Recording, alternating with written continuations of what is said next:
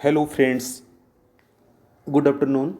मैं Vinod Kumar, assistant professor political science, Veerbala Kalibai राजकीय कन्या महाविद्यालय डूंगरपुर। दोस्तों, आज के इस वीडियो में हम BA part second political science के प्रथम पेपर में संयुक्त राज्य अमेरिका के संविधान के अंतर्गत संघीय न्यायपालिका के बारे में पढ़ेंगे। मित्रों, न्यायपालिका का अस्तित्व सभ्य राज्य की प्रथम आवश्यकता समझा जाता है। दोस्तों, संयुक्त राज्य अमेरिका में संघीय न्यायपालिका को महत्वपूर्ण स्थिति प्राप्त है। इसका प्रमुख रीजन यह है कि अमेरिका में संघात्मक शासन व्यवस्था को अपनाया गया है और संघवाद में एक ऐसी सत्ता की आवश्यकता होती है जो केंद्र और इकाइयों में उत्पन्न होने वाले विवादों को हल कर सके। दोस्तों, अब अपन चर्चा करते हैं संघीय न्यायपालिका के संगठन के बारे में। मित्रों, संयुक्त राज्य अमेरिका में संघीय न्यायपालिका के अंतर्गत दो प्रकार के न्यायालय हैं। एक है व्यवस्थापक न्यायालय और दूसरे हैं संवैधानिक न्यायालय। व्यवस्थापक न्यायालय वे न्यायालय हैं जिनकी स्थापना संविधान की तीसरी धारा के अधीन नहीं वरन कांग्रेस के द्वारा अपनी विधायनी शक्ति के अंतर्गत की गई है। ये न्यायालय न्यायिक शक्ति का उपयोग नहीं करते वरन इसका कार्य कांग्रेस द्वारा निर्मित कानूनों के क्रियान्वयन में प्रशासन की सहायता करना है। दूसरे होते हैं संवैधानिक न्यायालय। संघीय न्यायपालिका का मूल आशय संविधान की धारा 3 के अंतर्गत स्थापित संवैधानिक न्यायालयों से ही है। तो मित्रों, आपको ये बात विशेष रूप से याद रखनी है कि संघीय न्यायपालिका का मूल आशय संविधान की धारा 3 के अंतर्गत स्थापित संवैधानिक न्यायालयों से ही है।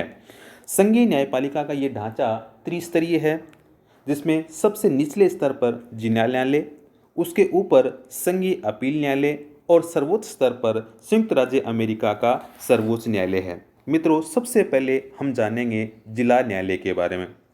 दोस्तों, जैसा कि मैंने आपको बताया है कि संयुक्त राज्य की संघीय न्यायपालिका का सबसे निचला न्यायालय जिला न्यायालय है। अमेरिकी संघ के प्रत्येक राज्य में कम से कम एक जिला न्यायालय अवश्य होता है। साधारणतया प्रत्येक राज्य में एक ही जिला न्यायालय होता है, किंतु क्षेत्र और जनसंख्या की दृष्टि से जो विशाल राज्य है उसमें आवश्यकता अनुसार अधिक जिला न्यायालय भी स्थापित अमेरिका में किए गए हैं। दोस्तों, जिला जो न्यायालय हैं उनको केवल प्रारंभिक अधिकार क्षेत्र ही प्राप्त है, अपील सुनने का अधिकार उन्हें प्राप्त नहीं है।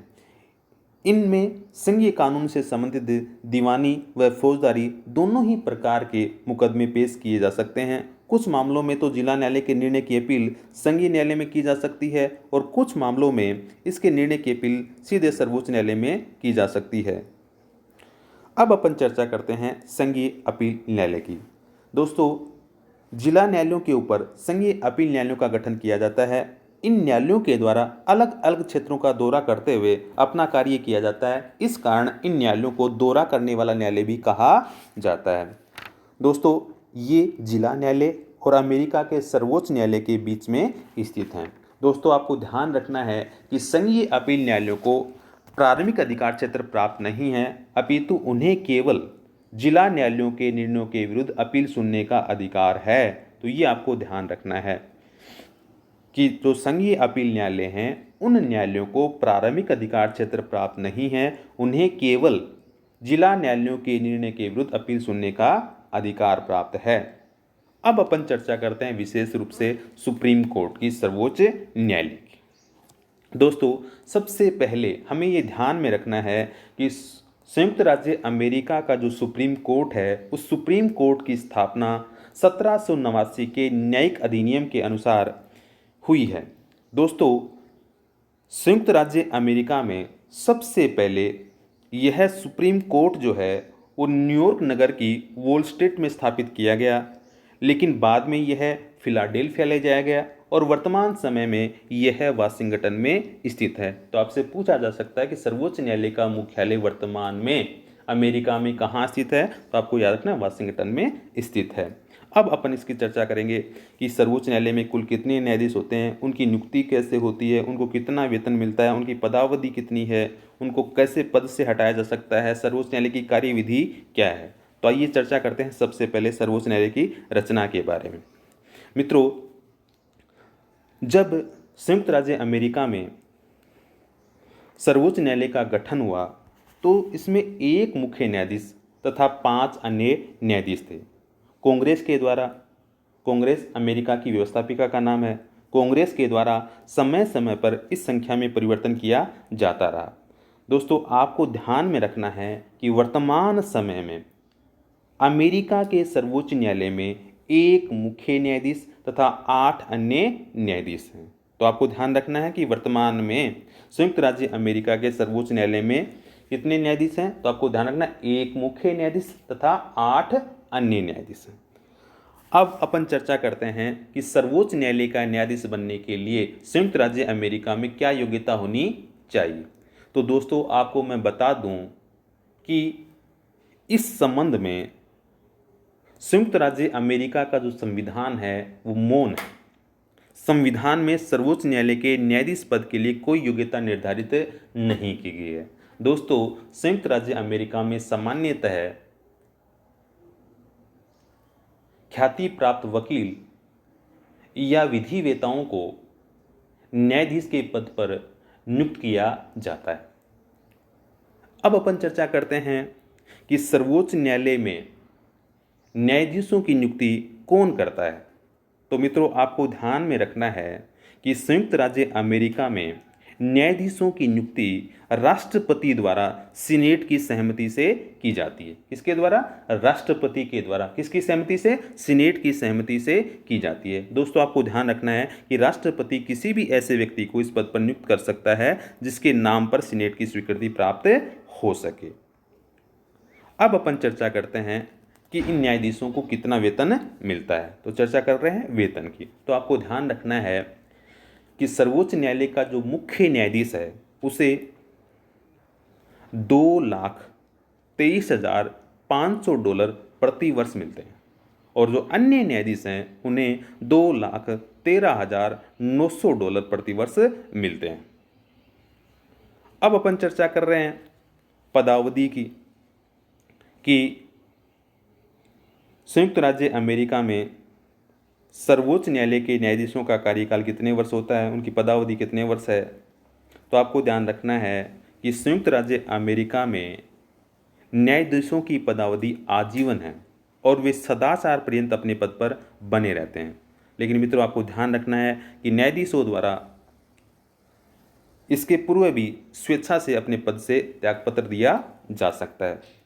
जैसे अपन समझने का प्रयास करते हैं कि किसी व्यक्ति ने 10 वर्ष तक सर्वोच्च न्यायालय की सेवा की है और उसकी आयु 70 वर्ष हो चुकी है, अथवा यदि वह 15 वर्ष तक सर्वोच्च न्यायालय की सेवा कर चुका है और उसकी आयु 65 वर्ष हो चुकी है, तो स्वेच्छा से अवकाश ग्रहण करने के बाद भी उसे जीवन पर्यंत अपने पद पर पूरा वेतन प्राप्त होता रहेगा। यह स्पष्ट है कि 70 वर्ष की आयु के बाद भी अपने पद से अवकाश ग्रहण करना न्यायाधीश की इच्छा पर निर्भर है। अब अपन चर्चा करते हैं कि इन सर्वोच्च न्यायालय के न्यायाधीशों को उनके पद से कैसे हटाया जा सकता है। तो आपको ध्यान रखना है दोस्तों कि संयुक्त राज्य अमेरिका में सर्वोच्च न्यायालय में न्यायाधीशों को केवल महाभियोग के आधार पर ही पद से हटाया जा सकता है। दोस्तों, आपको ये ध्यान रखना है कि महाभियोग का जो प्रस्ताव है वो प्रतिनिधि सभा में प्रस्तावित किया जाता है और प्रतिनिधि सभा द्वारा 2/3 बहुमत से प्रस्ताव पारित कर दिए जाने पर सीनेट द्वारा उसकी जांच की जाती है। यदि सीनेट भी अपने 2/3 बहुमत से प्रस्ताव की पुष्टि कर दे तो महाभियोग का प्रस्ताव पारित समझा जाता है और संबंधित न्यायाधीश को पद त्याग करना होता है।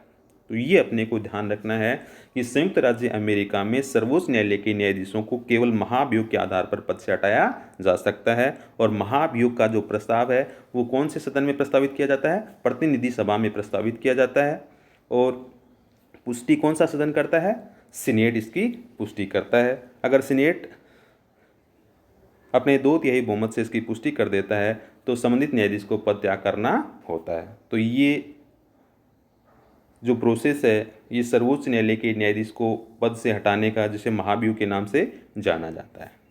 अब अपन चर्चा करते हैं सर्वोच्च न्यायालय की कार्यविधि की। दोस्तों, सर्वोच्च न्यायालय का अधिवेशन प्रति वर्ष अक्टूबर के प्रथम सोमवार से प्रारंभ होता है। ये ध्यान रखना आपको कि संयुक्त राज्य अमेरिका में सर्वोच्च न्यायालय का जो अधिवेशन है वो प्रतिवर्ष कब प्रारंभ होता है? अक्टूबर के प्रथम सोमवार को प्रारंभ होता है और प्राय अगले वर्ष के जून माह के पहले सप्ताह तक चलता रहता है। दोस्तों ये भी आपको ध्यान रखना है कि मुख्य न्यायाधीश चाहे तो सर्वोच्च न्यायालय का विदेश अधिवेशन भी बुला सकता है। आपको ध्यान रखना है कि जो भी अभियोग होंगे उन अभियोगों का निर्णय जो है वो बहुमत से होता है। और दोस्तों अभियोग की सुनवाई तथा निर्णय के लिए 6 न्यायाधीशों की गणपूर्ति रखी गई है। तो ये सर्वोच्च न्यायालय की कार्यविधि है जो हमें ध्यान में रखनी है। अब अपन चर्चा करते हैं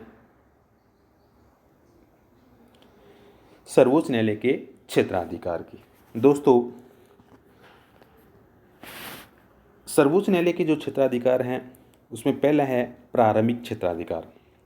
दोस्तों सर्वोच्च न्यायालय को 2 प्रकार के अभियोगों में प्रारंभिक क्षेत्राधिकार प्राप्त है। नंबर 1, वे सभी विवाद जिनमें राजदूत, अन्य सार्वजनिक मंत्री, वाणिज्य दूत अथवा विदेश प्रतिनिधि कोई पक्ष हो।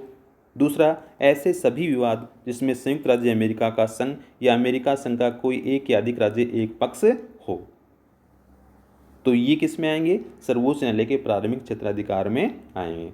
एक बार दोबारा सुन लीजिए कि सर्वोच्च न्यायालय के प्रारंभिक क्षेत्राधिकार में क्या आता है। तो आपको ध्यान रखना है सर्वोच्च न्यायालय को 2 प्रकार के अभियोगों में प्रारंभिक क्षेत्राधिकार प्राप्त है। नंबर 1, वे सभी विवाद जिनमें राजदूत, अन्य सार्वजनिक मंत्री, वाणिज्य दूत अथवा विदेश प्रतिनिधि कोई पक्ष हो वो सर्वोच्च न्यायालय के प्रारंभिक क्षेत्राधिकार में आएंगे। दूसरा, ऐसे सभी विवाद जिनमें संयुक्त राज्य अमेरिका का संघ या अमेरिका संघ का कोई एक या अधिक राज्य एक पक्ष हो वो विवाद भी प्रारंभिक क्षेत्राधिकार के अंतर्गत आते हैं। अब अपन चर्चा करते हैं दूसरा, अपीलीय क्षेत्राधिकार। दोस्तों सर्वोच्च न्यायालय को अपीलीय क्षेत्राधिकार प्राप्त है, अर्थात निचले न्यायालयों के निर्णय की अपील सर्वोच्च न्यायालय में सुनी जा सकती है। राज्यों के न्यायालयों की अपील संघीय सर्वोच्च न्यायालय में की जा सकती है, अन्य किसी भी संघीय न्यायालय में नहीं। अपील का अधिकार कौन कौन से विषयों में है?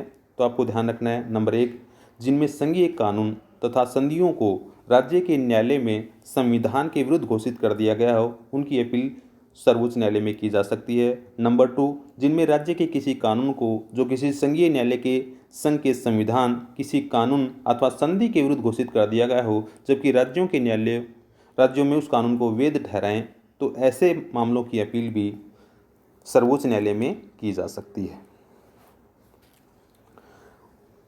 तो दोस्तों ये अपन ने जाना सर्वोच्च न्यायालय के क्षेत्राधिकार, प्रारंभिक क्षेत्राधिकार और अपीलीय क्षेत्राधिकार। दोस्तों मैं आपको ये बता दूं कि संयुक्त राज्य अमेरिका में न्यायिक पुनरावलोकन का अधिकार भी सुप्रीम कोर्ट को प्राप्त है, जिसके आधार पर सुप्रीम कोर्ट जो है वो संविधान का संरक्षण करता है।